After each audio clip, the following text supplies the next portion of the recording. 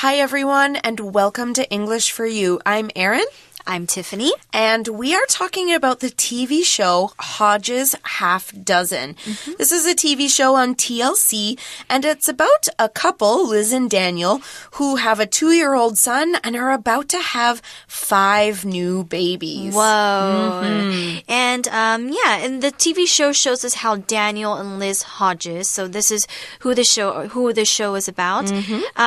It shows how they handle the challenges of raising 5 babies plus their 2-year-old son, all at once. Right. It's a hard job. But, you know, Liz, she wants to have a big family. And actually, she's quite lucky because the chances of having 5 babies at the same time is only 0.1%. That's a very rare thing to happen. And they've been getting a lot of support. Yes. So we saw on the TV show that they're lucky to have neighbors and friends and family that, you know, have baby showers and give them diapers and clothes. Things that they really need, like maybe even milk and stuff. Right, yeah. So they're very, very lucky to have other people support them and to show them, you know, that they're here to help if you need anything. So they're a very lucky couple, I think. And we're happy to see that they're doing well. Okay. So we can learn more about the show in today's article. So let's take a look. That sounds good. Okay.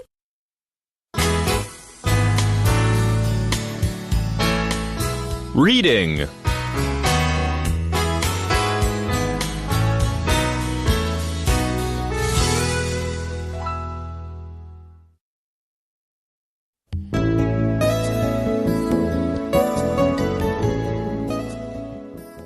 Hodge's Half Dozen. After the party, the couple move into their new house. They had bought it just before learning Liz was pregnant. Therefore, the space is quite small for a family of 8. Fitting 5 cribs into one room will be tight, but they will have to make do. The next day, Liz wakes up with stomach pains. At the hospital, doctors tell her that one of the babies is sick. She must have an emergency operation to deliver the babies. This is dangerous because their births will be 3 months ahead of schedule. 4 of the babies come out healthy, but the second child stops breathing. Luckily, the nurses bring him back to life. Minutes later, he starts breathing on his own. The adventures for this young family have only just begun, though. Soon, Liz and Daniel will have to raise the babies on their own at home. To share in their joy and hard work, be sure to watch Hodge's Half Dozen on TLC. Okay, today's article starts out by saying, after the party, that's the baby shower from yesterday, don't forget, the couple, that's of course Daniel and Liz, move into their new house. They had bought it just before learning Liz was pregnant. Okay, so we see this noun couple, right? We actually talked about Daniel and Liz as a couple, and that's because a couple is 2 people who are married or have a romantic relationship with each other. So maybe they're boyfriend and girlfriend or something like that. Now, for example, we could say couple in a sentence like this. The couple announced their engagement at dinner today. That means they are going to get married. Aw, so sweet. Yeah. All right, next in the article it says, therefore, the space is quite small for a family of 8. Right. Okay, so remember, it's 6 children plus the 2 of them, that's 8. So they, after the baby shower, not bridal, but the baby shower, they move into their new house. But because they bought it before Liz learned about her pregnancy, so they know that the space is quite small. So that's why we see therefore here. Now, therefore is an adverb and it means because of that or for this reason, something happens. So for this reason, the space is quite small for a family of 8. We can use it in a sentence like this. We can say, the new iPhone is thin and light, therefore it is easy to carry around. Or we can say, museums are closed on Mondays, therefore we can't go tomorrow. So you can use it in the beginning of a sentence, or you can also use it in as the second part of the sentence as well. Right. Okay. So they've got this house, and it's always great to have a house, but it doesn't have a lot of room for all these new babies, right? So here's one of the problems that they have to face because of the house's size. It says, fitting 5 cribs into one room will be tight, but they will have to make do. Okay, so first thing we need to talk about is the noun crib. Now, a crib is a bed for babies. It has very high sides all the way around it, and those sides keep the baby from falling out of the bed. You know, you can't just put a baby in a bed because it's not quite safe. The babies don't know how to control their bodies so well yet, and so they need the sides around the bed to keep them safe. They will roll off. All right, so this said that putting 5 cribs in one room will be tight. Yes, for sure, because tight here is an adjective, and it means it's going to be very difficult to move around because there isn't enough space or room. So imagine a small room and you having to put 5 cribs into one room. You won't have a lot of space to walk around. So that's why we can say that it's a really, really tight space. It's a really, really small space because you cannot move around in it. All right. So I can use it in a sentence like this. I can say, the alley might be too tight for the car to drive through. I'm sure some people will try it anyways. All right. Okay, so they've got 5 cribs and they've got one room, and it's going to be tight, but they're going to make do. Now, this phrase is when you manage to do something. So even though you don't have enough money or time, or in this case, space to do something well, you figure out how to deal with it or to do it anyway, even though it's very difficult for some reasons. It might not be easy, but they are going to figure it out and they will make it work. They'll make do. As an example, we could say, I'm not sure I have enough food to last for the whole week, but I'll make do somehow.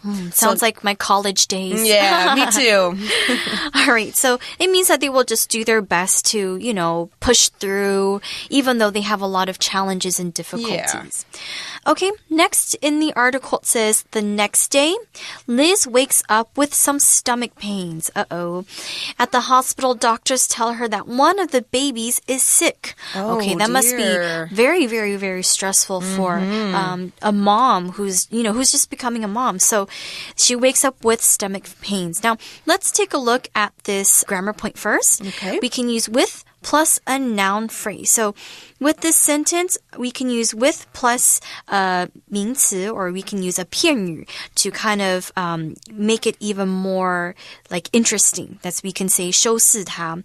And it just means that you want to include a certain kind of situation or include a certain kind of like 状态 into the sentence. Now, how do we use it? We can use a subject plus a verb plus with, and then plus our noun phrase. Now, here's a couple of examples. In the first one, we can say, he left with a heavy heart. Okay? And it doesn't mean that he really has a heart that's heavy. It just means he left really brokenhearted. He left very sad. Right.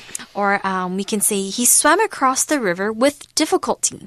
Okay? It means that this person, he went across the river with a lot of trouble. It was not easy for him to cross the river. Okay? We can also say, can you do it without his knowing? Okay, so that's a little bit different here. We have with, it means we want to show something, and then here without. And for example, I said we can also use without to show 没有 or 不需要. So I can say, can you do it without his knowing? It means, can you do something and not let the other person know? Right. Okay, so we see here that Liz wakes up with stomach pains. Now that's not a good thing to hear when you have 5 babies growing inside you, because pain, this noun, is the bad feeling you get when a part of your body hurts for some reason. So let's say you have a headache, you might feel pain in your head, right? Or if you have a stomach ache or a toothache, you'll have pain in your stomach or in your mouth. Now, here's an example of the word pain. One of the signs you're having a heart attack is if you have sharp pain in your left arm or shoulder. Uh-oh. Always good to know. That's right. Okay, keep that in mind. Right. All right, next. So what happens after she realizes she has stomach pains? Well, it says she must have an emergency operation to deliver the babies. All right, so let's take a look at the word emergency. Now, emergency means something unexpected or something kind of dangerous happens. So a dangerous situation happens or something unexpected and dangerous happens. And you need to deal with the situation immediately. So that is an emergency. Now, when you have an emergency operation or an emergency something to describe that, it needs to be dealt with immediately and you must do it ASAP. Okay? That's right. All right. So, for example, we can say, my grandfather fell down and he had to have an emergency operation to help him recover. Okay, so let's talk about this operation that was an emergency operation. Now, like Tiffany said, it's something that needed to happen right away. So it wasn't something they planned for a long time. They had to take her to the hospital really quickly and get her to a doctor right away. So what she's having done here is an operation. Now, this noun, when you have an operation, a doctor cuts into your body to either repair something that's gone wrong in your body or even remove something from inside your body that is causing your body to have pain or to not work the way it should. Okay, so not good things to have operations. Maybe it is good, but this one, it's kind of scary because...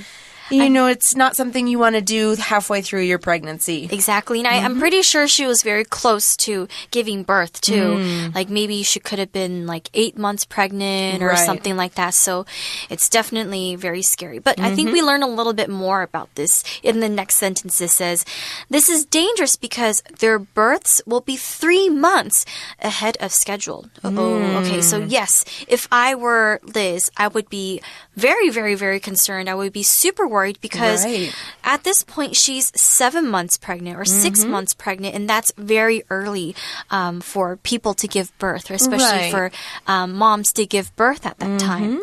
So we saw the phrase ahead of schedule, and it just means before a scheduled time or before an arranged time. Now, we see here that these babies are, they have to come out of Liz basically right now. 3 months they're supposed to. So actually we can describe, babies born before the arranged time, or we can say the planned out time. We can say that they are premature babies. So that's right. They're born before being mature. They're born before being fully developed or ready for birth. That's right. So, it takes a certain amount of time for a baby in a woman's body to grow until they are mature enough to sort of come into the world. Now, mature is spelled mature, and Tiffany also mentioned the word premature. Now, that has the prefix pre on it, and the prefix pre actually means early or before. Now, we even see it on the word prefix to show that it comes before the rest of the word, right? And so there's another word that we can use kind of in casual English speech to describe these babies. They often in the hospitals, they call them preemies. That's right. Okay, so these babies, they're ahead of schedule. They should be growing inside Liz for another 3 months, but they can't. Some of the babies, one of the babies needs to come out because it's not doing very well. Now, here's what happens. It says 4 of the babies come out healthy, but the second child child stops breathing. Now, this is every parent's worst nightmare because the verb breathe means that you take air into your body and then send it out again.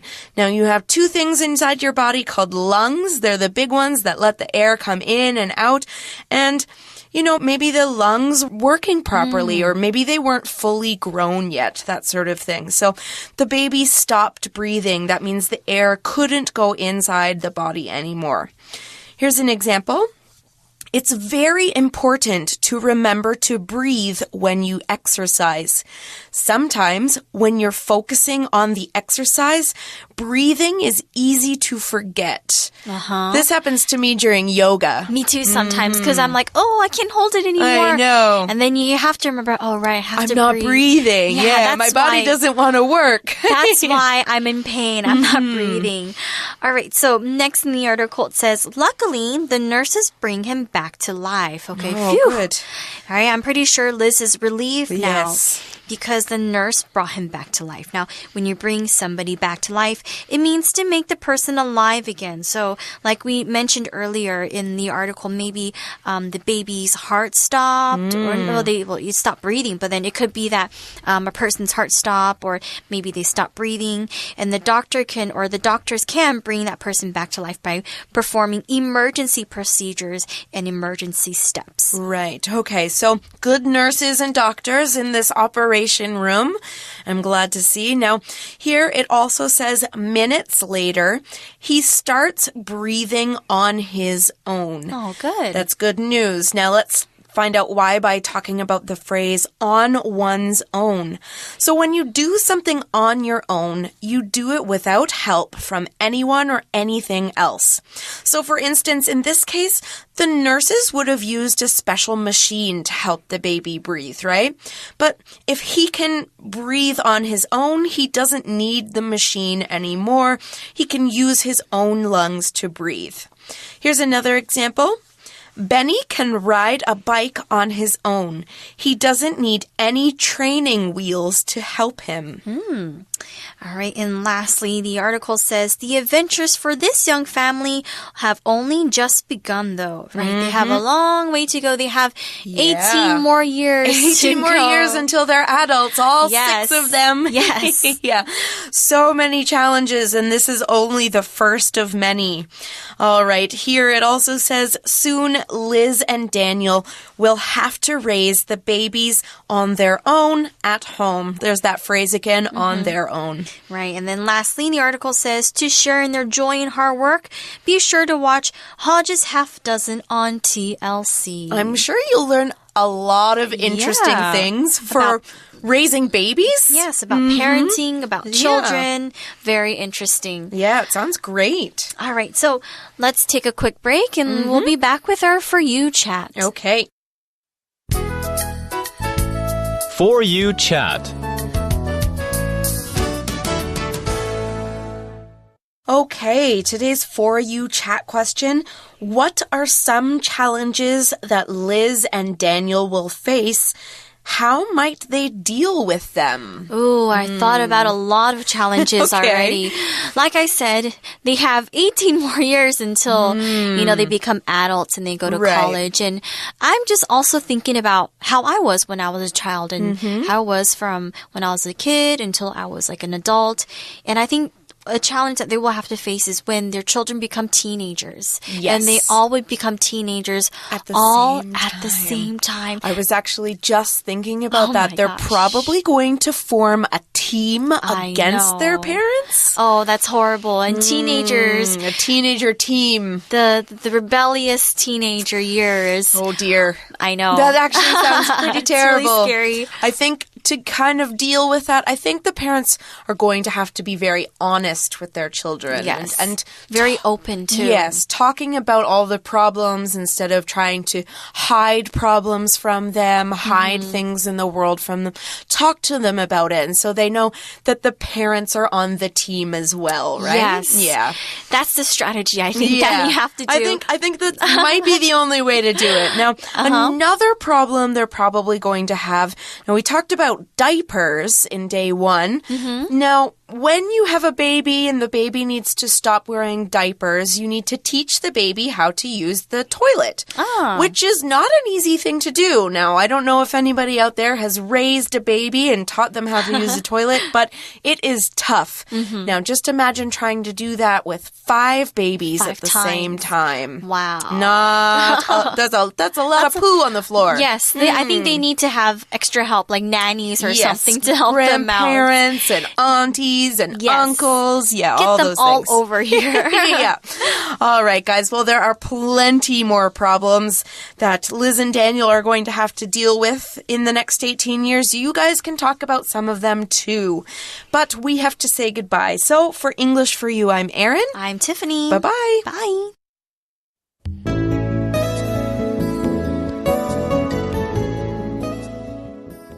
Hodge's half dozen. After the party, the couple move into their new house. They had bought it just before learning Liz was pregnant. Therefore, the space is quite small for a family of 8. Fitting 5 cribs into one room will be tight, but they will have to make do. The next day, Liz wakes up with stomach pains. At the hospital, doctors tell her that one of the babies is sick. She must have an emergency operation to deliver the babies. This is dangerous because their births will be 3 months ahead of schedule. 4 of the babies come out healthy, but the second child stops breathing. Luckily, the nurses bring him back to life. Minutes later, he starts breathing on his own. The adventures for this young family have only just begun, though.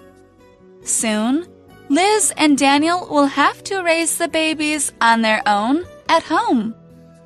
To share in their joy and hard work, be sure to watch Hodge's Half Dozen on TLC.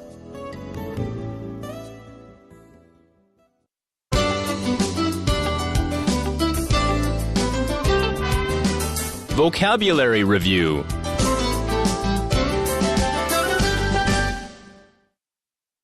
Couple.